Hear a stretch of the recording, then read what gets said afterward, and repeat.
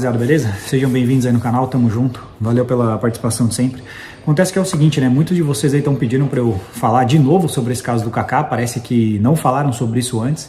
E o pessoal me mandou lá no Insta, né? Porque eu tenho feito caixinha de pergunta lá. E em uma delas eu pedi pra galera me mandar sugestão de temas de vídeo. Então é importante vocês me seguirem no Insta, é o mesmo nome do canal, para vocês participarem lá de um contato direto comigo, né? Eu respondo caixinha de pergunta e também participarem de sugestão de temas para vídeo, porque como vocês perceberam, e eu preciso falar sobre isso, tem a ver com o vídeo que eu vou fazer hoje, não tem muitas coisas novas para falar. Esse exemplo aqui do Kaká, inclusive, mostra isso, né? De que como que os caras estão tendo que resgatar e falar sobre assuntos antigos porque a Red Pill está muito saturada. E esse é um ponto que eu tenho dado ênfase, e é por isso que os meus vídeos têm sido, os vídeos que eu tenho feito têm sido diferentes, porque é importante agora bater nessa tecla. O que eu quero falar sobre agora, rapaziada, daqui em diante, pelo menos, na maioria das vezes, porque, primeiro, não tem muito o que se falar sobre, de Red Pill, digamos assim, inédito, que vocês não sabem, e eu sou sincero no meu conteúdo, rapaziada, eu falo a real, sacou? Eu vou soltando os negócios aqui, comendo pelas beiradas, e quando eu me sinto mais à vontade, eu percebo que os caras estão mais preparados para ouvir essas coisas de maneira mais direta, eu vou falar para eles a verdade. Então, assim, isso aqui não é um ataque a ninguém, é só a minha opinião, que eu falo desse jeito, né? Sem filtro e tal. Mas o conteúdo da Red Pill, ele tá bastante saturado, isso é um fato, né? Olha aí, mais uma vez falando sobre o caso do Kaká. E qual que é o problema? Isso aqui bate naquele ponto, naquele ditado, rapaziada, que ele explica perfeitamente o que se passa nessa situação. Né? Aquele ditado de que a diferença entre o remédio e o veneno é a dose. É exatamente isso.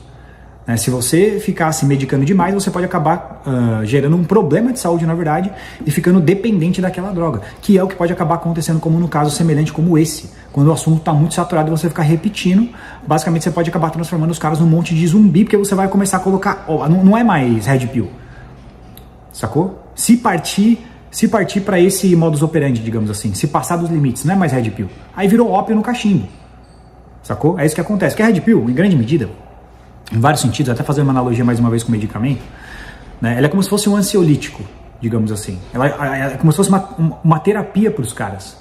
Ajuda muito a diminuir a ansiedade que os caras têm por várias dores que eles passam hoje, digamos que no mercado de relacionamentos, lidando com as mulheres, etc. Então, tem várias coisas que a Red Pill faz, ela é sobre poder também, e em grande medida ela também é sobre isso. Né? Como se fosse um ansiolítico para os caras entenderem essas dores e conseguirem lidar com isso, entendendo melhor o que está se passando.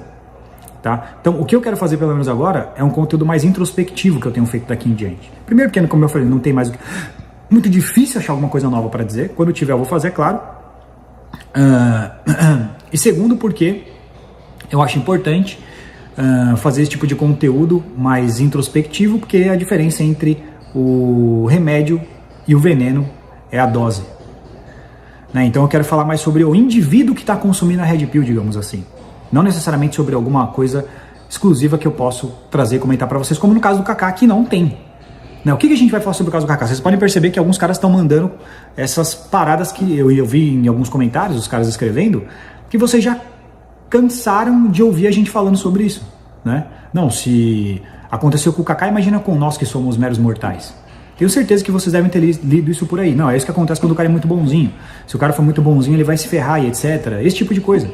Não é novidade pra ninguém, cara. O que eu vou falar aqui? Não, porque as mulheres não gostam de homens bonzinhos e isso deu errado porque ele foi bonzinho demais. Eu vou falar a mesma coisa, que a gente já falou 1 milhão de vezes. Eu acho que um dos primeiros vídeos que eu fiz na primeira leva de conteúdo foi sobre não seja bonzinho.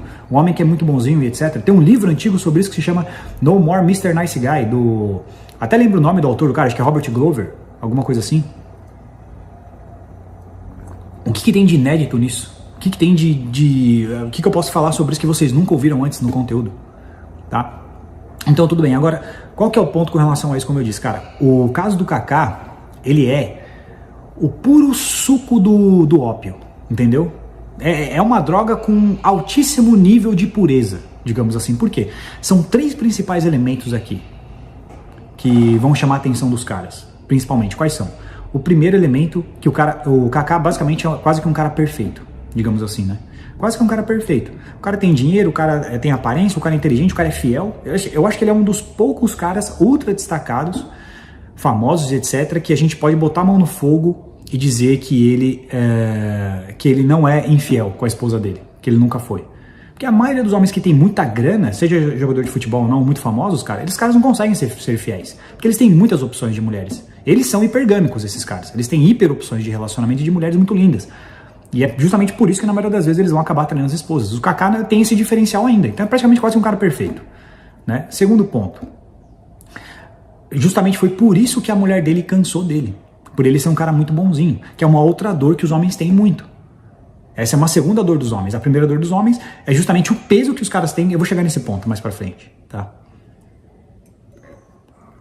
Tô tomando uma vodka aqui, 8h30 da manhã. Tô brincando, rapaziada. Mas então o que acontece é o seguinte, né? A primeira dor é essa, é o peso da perfeição. Será que as mulheres que são muito exigentes, ou será que eu que estou performando abaixo do radar? Será que vale a pena ou não vale ser perfeito a esse ponto? São essas ansiedades que os caras carregam. Então esse caso do Kaká é um tipo de ansiolítico para esses caras, né? Esse é o primeiro ponto. Segundo ponto, como eu disse, é essa segunda dor que os caras têm de se ferrarem por serem bonzinhos demais com as mulheres. Acho que todos os homens já passaram por isso, a maioria dos homens já passaram por isso, mais de 90%. Então é uma dor muito comum que existe entre eles, né?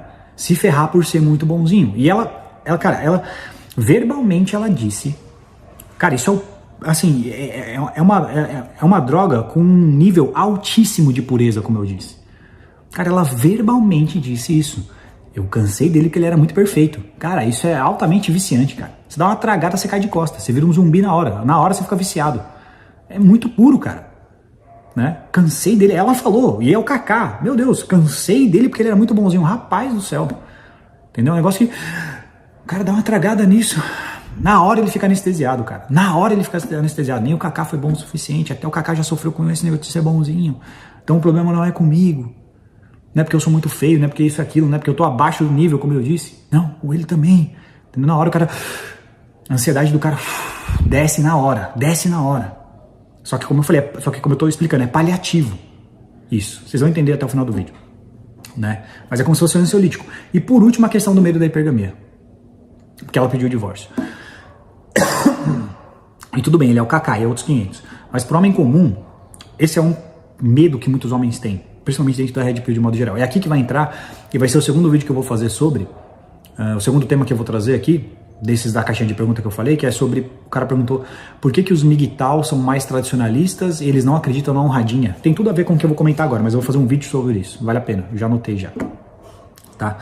Que é justamente isso, cara, a hipergamia. Então quando os caras falam que não tem mulher de exceção, que não tem honradinha, não se trata de honra, se trata de hipótese de oportunidade. De oportunidades de relacionamentos e opções e tudo que gira ao redor, gira em torno disso que os homens não têm em comparação com as mulheres. Então quando os caras falam que não tem honradinha e etc, né, primeiro ponto é que não é porque o homem é mais honrado que a mulher, nesse caso, é que generalizando não tem honra que seja capaz de segurar a hipergamia feminina atualmente. Generalizando, é isso que eles querem dizer. Em algum momento os caras sentem que ele vai ser substituído, vai ser trocado, que ela vai pedir o divórcio, que ela vai enjoar, que é alguma coisa do tipo, que ela vai querer ou voltar à vida de solteira, ou ter uma solteirice que talvez ela não aproveitou tanto assim, entendeu? E o homem vai voltar pro labirinto, que é agora o outro ponto que eu vou conectar nesse vídeo. Sacou? Porque eu falei porque muitos caras estão ansiosos com relação a isso. Porque muitos homens eles estão presos num tipo de labirinto afetivo e sexual. Essa é a realidade. Até os caras que estão em relacionamento. E o que acontece? Eles estão à procura dessa mulher que irá salvá-los dessa situação. E aí, esses caras carregam um peso por causa disso. O primeiro peso é a procura dessa mulher, essa mulher querê-lo de volta. Esse é o primeiro peso, a primeira ansiedade.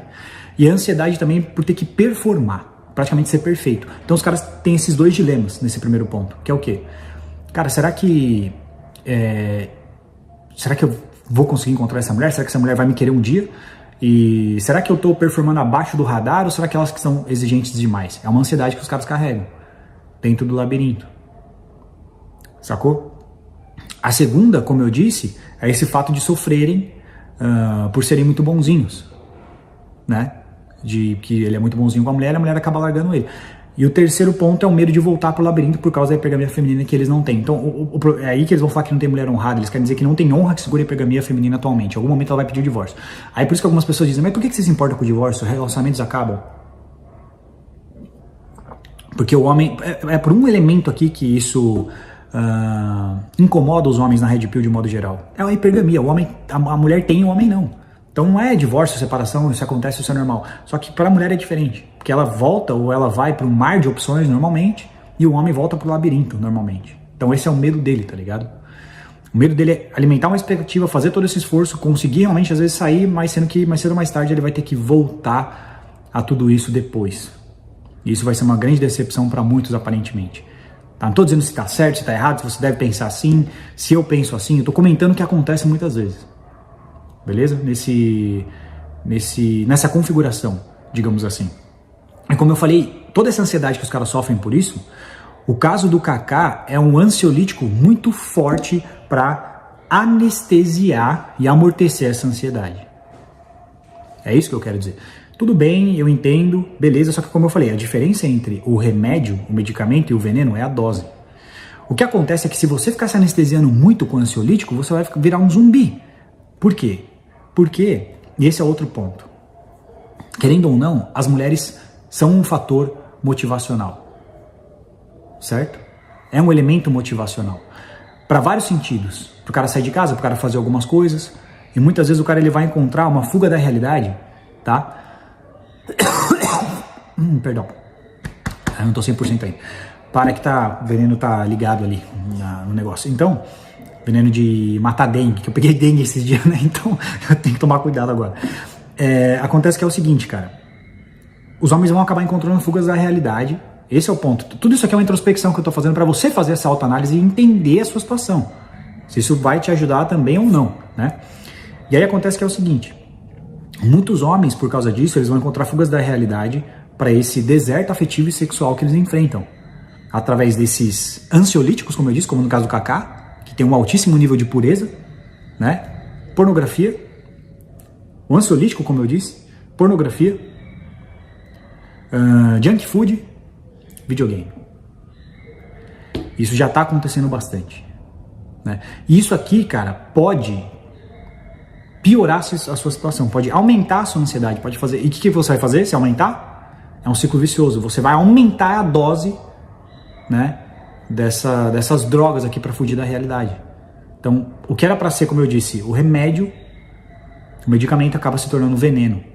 Então, ao invés de te ajudar, pode te prejudicar.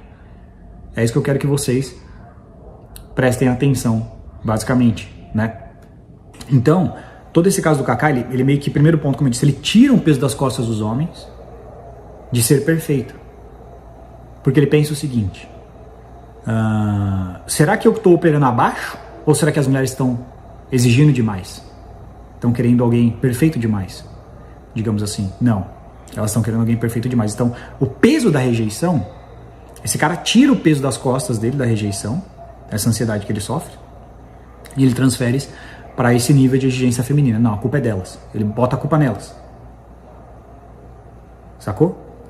O segundo elemento que acontece também, que colabora para diminuir a ansiedade desse cara, é ele rejeita antes de ser rejeitado.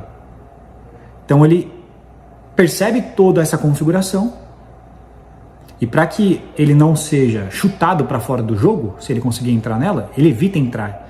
Ele rejeita antes de ser rejeitado. Todo esse sistema. E é mais um elemento que diminui essa ansiedade nas costas desses caras, né? É aquele ditado, o suco não vale a espremida, basicamente. Só que, como eu disse, são imperativos biológicos. A própria performance do homem também, se sentir útil, são imperativos biológicos. Sacou? Como eu disse, se você não souber orientá-los de maneira saudável, você pode acabar criando esses mecanismos disfuncionais de fuga da realidade para lidar com eles. E aí você pode acabar, de um problema que você estava, você pode acabar piorando esse problema, digamos assim. E é isso que vocês precisam estar cientes, né? Fazer essa autoanálise para lidar com isso de maneira consciente. Qual que é a sua situação? Fez sentido? Porque, como eu disse, você precisa trabalhar esses imperativos de alguma maneira. Não dá para você negá-los. É tipo você segurar uma bola de pilates embaixo d'água. Entendeu? Mesmo que você continue botando ópio no seu cachimbo, cada vez mais você vai precisar de uma dose mais cavalar. Né? Cada vez você vai precisar aumentar a dose do ansiolítico. E isso ad eterno pode acabar te prejudicando. Então, o meu propósito com esse vídeo é um esclarecimento, como eu disse, né? É analisar, digamos que o indivíduo que consumiu a Red Pill. Porque não tem mais o que entregar de Red Pill, diga entre aspas. generalizando pros caras. Não tem mais o que falar de novo, mano. Não tem, tá ligado? Porra, então eu tô pegando os caras que estão consumindo o bagulho e falando, mano, como que você tá consumindo isso? Como que tá sendo isso pra você?